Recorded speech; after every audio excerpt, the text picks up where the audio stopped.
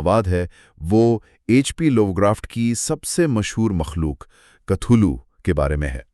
اب کئی لوگ سوچ رہے ہوں گے کہ کوئی آکٹوپس جیسے منہ والا دیو ہیکل عفریت ہے، اور بات وہیں ختم ہو جاتی ہے۔ بالکل، لیکن ہمارے ذرائع کچھ اور ہی کہانی سناتے ہیں۔ وہ بتاتے ہیں کہ اس کا اصل خوف اس کی شکل میں ہے ہی نہیں۔ صحیح کہا، اور یہی بات اسے آج بھی اتنا پرسنگک بناتی ہے۔ 100 سال سے زیادہ ہو گئے اس کردار کو لکھے ہوئے، اور آج بھی فلموں، گیمز، کتابوں میں اس کا ذکر ہوتا ہے۔ اور یہی آج کا بڑا سوال ہے نا، کہ آخر سائنس فکشن اور مانسٹر فلموں کے اس دور میں ایک 100 سال پرانی آکٹوپس جیسی مخلوق ہمیں آج بھی کیوں ڈراتی ہے؟ اس کا خوف پرانا کیوں نہیں ہوتا؟ ہاں، تو اس گفتگو کا مقصد یہی کھوجنا ہے کہ اس دیو کے پیچھے چھپا اصل فلسفہ کیا ہے، جسے کائناتی خوف یا کازمک ہارر کہا جاتا ہے۔ تو پھر شروع کرتے ہیں؟ ضرور۔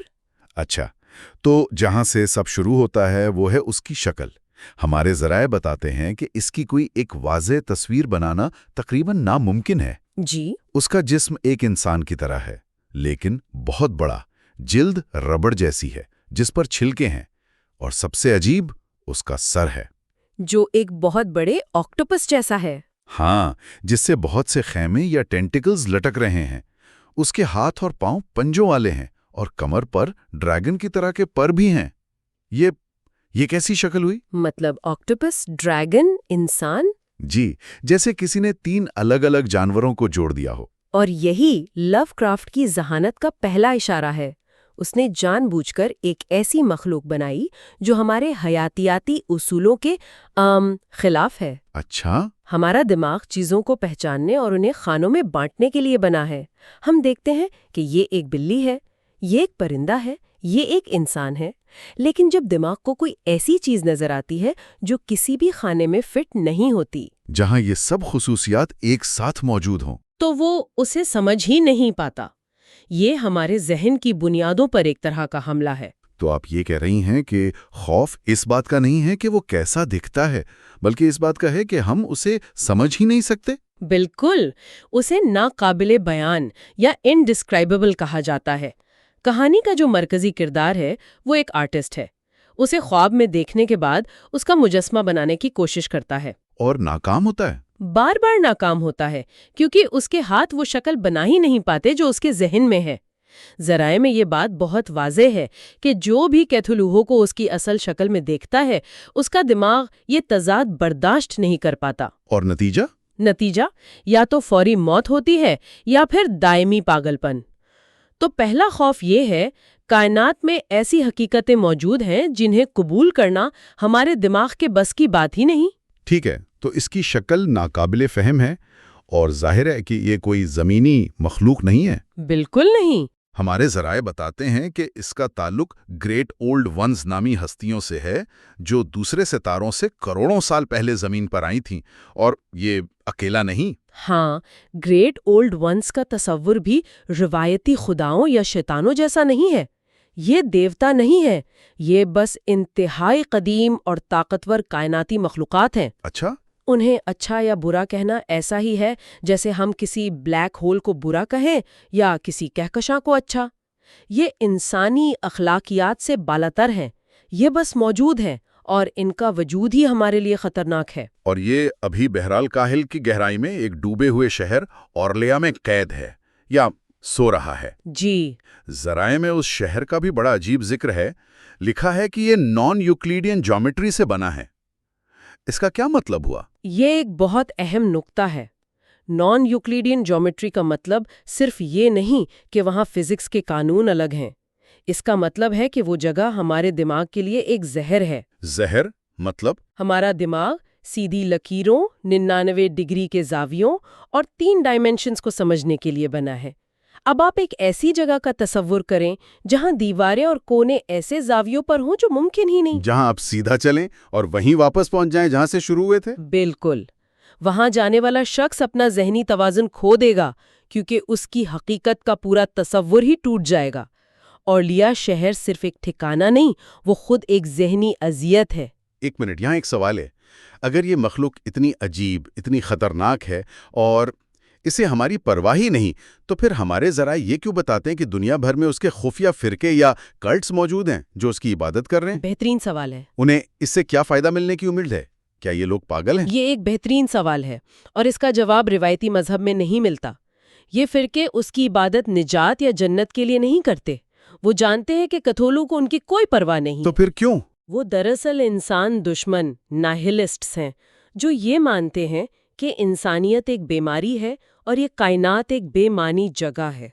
وہ کتھولو کے جاگنے کا انتظار اس لیے کر رہے ہیں تاکہ وہ آئے اور اس پوری تہذیب کو، اس بے معنی شور کو ہمیشہ کے لیے ختم کر دے۔ یعنی وہ تباہی دیکھنا چاہتے ہیں؟ وہ اس تباہی کے لمحے کو دیکھنا چاہتے ہیں، چاہے اس میں وہ خود بھی مٹ جائیں۔ تو وہ عبادت نہیں بلکہ ایک طرح سے کائناتی خودکشی کی تیاری کر رہے ہیں۔ واہ، یہ تو بہت ہی تاریک سوچ ہے۔ اچھا، تو اس کی شکل ناقابل فہم ہے، اس کا تعلق کائنات سے ہے اور اس کے پجاری دنیا کا خاتمہ چاہتے ہیں، لیکن مضمون میں ایک جگہ اشارہ ملتا ہے کہ اصل خوف یہ سب نہیں ہے۔ جی نہیں، اصل خوف تو کسی اور ہی چیز میں چھپا ہے۔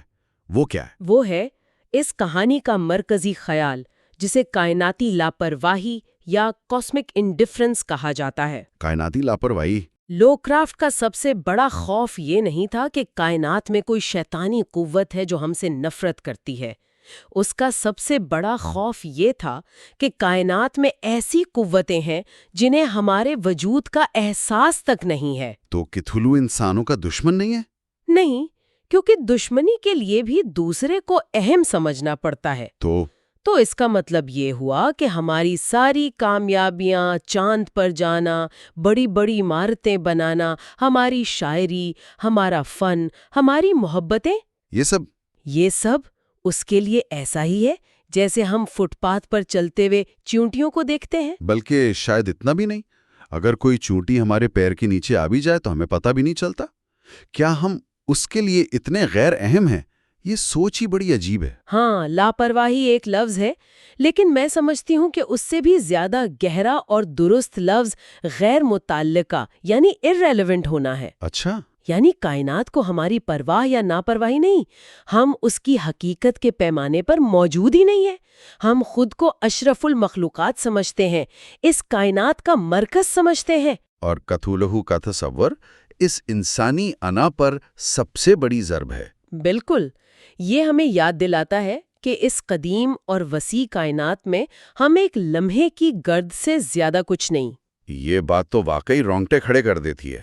یعنی ہم ایک ایسے کائناتی کھیل میں ہیں جس کے اصول ہمیں معلوم ہی نہیں اور کھلاڑی کو ہمارے ہونے کا علم تک نہیں۔ جی، لیکن اگر ہم اتنے ہی غیر اہم ہیں تو پھر مضمون میں یہ کیوں لکھا ہے کہ وہ اپنے شہر میں سو رہا ہے اور اس کے خواب دنیا بھر کے حساس ذہنوں پر اثر انداز ہو رہے ہیں؟ خاص طور پر آرٹسٹ اور شاعروں پر۔ ہاں، جس سے دنیا میں پاگل پن اور انتشار پھیل رہا ہے۔ یہ بھی کائناتی لاپرواہی کی ایک مثال ہے۔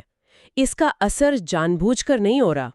اسے ایسے سمجھیں کہ ایک بہت بڑا نیوکلیئر ری ایکٹر کہیں گہرائی میں چل رہا ہے۔ ٹھیک ہے۔ وہ ری ایکٹر آپ کو نقصان پہنچانے کا ارادہ نہیں رکھتا، لیکن اس کے وجود سے جو ریڈیشن نکل رہی ہے وہ آس پاس کی ہر چیز کو متاثر کر رہی ہے، اسے بدل رہی ہے۔ تو کتھولو کے خواب ایک قسم کی سائیکک ریڈیشن ہے؟ بالکل، وہ بس خواب دیکھ رہا ہے، لیکن اس کی سوچ اتنی وسیع اور اجنبی ہے کہ اس کی ہلکی سی لہر بھی جب انسانی ذہنوں سے ٹکراتی ہے تو ہمارا نازک دماغ اسے سنبھال نہیں پاتا اور ٹوٹنے لگتا ہے۔ اور اسی سے پاگل پن جنم لیتا ہے؟ اسی سے پاگل پن جنم لیتا ہے۔ اسے سمجھنے کے لیے ایک اور مثال استعمال کرتے ہیں۔ فرض کریں کہ ہماری عقل اور سمجھ ایک چھوٹے سے بلبلے کی طرح ہیں اور ہم سب اس بلبلے کے اندر محفوظ رہتے ہیں۔ ایک ذہنی بلبلہ؟ جی، اور یہ بلبلہ ہمیں کائنات کے خوفناک اور لامحدود سمندر سے بچائے ہوئے ہے۔ لووکرافٹ کہتا ہے کہ جیسے ہی یہ بلبلہ پھٹتا ہے اور آپ کو سمندر کی اصل وسعت کا اندازہ ہوتا ہے تو آپ کا ذہن اس ناقابل برداشت سچائی کو سہار نہیں پاتا۔ بالکل، پاگل پن اس بلبلے کا پھٹنا ہے۔ اور ذرائع میں الزیف نامی ایک کتاب کا بھی ذکر ہے جسے نیکرونومیکون بھی کہتے ہیں۔ تو کیا یہ کتاب اس بلبلے کو پھاڑنے کا ایک اوزار ہے؟ بالکل، وہ کتاب ان لوگوں نے لکھی ہے جنہوں نے اس بلبلے سے باہر جھانک لیا تھا۔ اس میں وہ سچائیاں درج ہیں جنہیں جاننے کے لیے انسانی ذہن بنا ہی نہیں ہے۔ اسی لیے اسے پڑھنے والا اپنا ذہنی توازن کھو بیٹھتا ہے۔ جی، یہ علم کی وہ سرحد ہے جس کے پاس صرف پاگل پن ہے۔ اور یہ مخلوق تب جاگے گی جب ستارے صحیح پوزیشن میں ہوں گے۔ اس جملے کا کیا مطلب ہے؟ یہ بھی تو لگتا ہے کہ انسانیت کی تقدیر پر ہمارا کوئی اختیار ہی نہیں ہے۔ یہی تو نکتہ ہے۔ جب ستارے صحیح ہوں گے کا مطلب ہے کہ سب کچھ ایک کائناتی ٹائم ٹیبل کے مطابق ہو رہا ہے۔ ہماری جنگیں، ہماری ایجادات، ہماری کوششیں سب غیر متعلقہ ہیں۔ جی، ہم اپنی تقدیر کے مالک نہیں ہیں۔ ہم ایک بہت بڑی کائناتی مشین کا ایک چھوٹا سا غیر اہم پرزہ ہے جو اپنے وقت پر ہی چلے گی۔ جب ستارے صحیح جگہ پر آئیں گے تو آرلیا سمندر سے باہر آئے گا اور کیتھولو بیدار ہو جائے گا۔ چاہے ہم اسے روکنے کے لیے کچھ بھی کر لیں، ہمارا ارادہ بے معنی ہے۔ بے معنی ہے۔ ہم نے ایک آکٹوپس جیسے افرید سے بات شروع کی تھی اور کائنات میں اپنی حیثیت کے اس بنیادی سوال پر پہنچ گئے ہیں کہ کیا ہمارا کوئی وجود ہے بھی یا نہیں؟ تو یہ خلاصہ ہے کہ کیتھولو صرف ایک افریت نہیں بلکہ یہ ایک فلسفیانہ علامت ہے۔ یہ اس خیال کی علامت ہے کہ ہم ایک ایسی کائنات میں رہتے ہیں جو نہ ہماری دوست ہے نہ دشمن۔ وہ صرف لا تعلق ہے، اور یہ لا تعلقی ہی سب سے بڑا خوف ہے۔ یہ ہمیں کارل سیگن کی اس مشہور بات کی یاد دلاتا ہے کہ ہم ایک پیل بلو ڈاٹ پر رہتے ہیں۔ ہاں، سیگن کے لیے یہ خیال عاجزی اور انکساری کا باعث تھا کہ ہمیں مل جل کر رہنا چاہیے۔ لوف کرافٹ نے اسی خیال کو لیا اور اسے ایک خوفناک شکل دے دی۔ اس کے لیے یہ وجودی دہشت یعنی ایگزسٹینشل ڈریڈ کا باعث تھا۔ تو اس ساری گفتگو کے بعد ہم اپنے ابتدائی سوال پر واپس آتے ہیں کہ یہ کردار آج بھی اتنا پراسنگک کیوں ہے؟ شاید اس لیے کہ آج جب ہم کائنات کے بارے میں پہلے سے کہیں زیادہ جانتے ہیں، بلیک ہولز، ڈارک میٹر، خربوں کہکشائیں، تو ہمیں اپنی حیثیت کا احساس پہلے سے بھی زیادہ ہو رہا ہے۔ لوف کرافٹ کا خوف آج شاید زیادہ سچا محسوس ہوتا ہے۔ بالکل۔ کتھولوں کی کہانی ہمیں ہماری کائناتی تنہائی اور ہماری اوقات پر غور کرنے پر مجبور کرتی ہے۔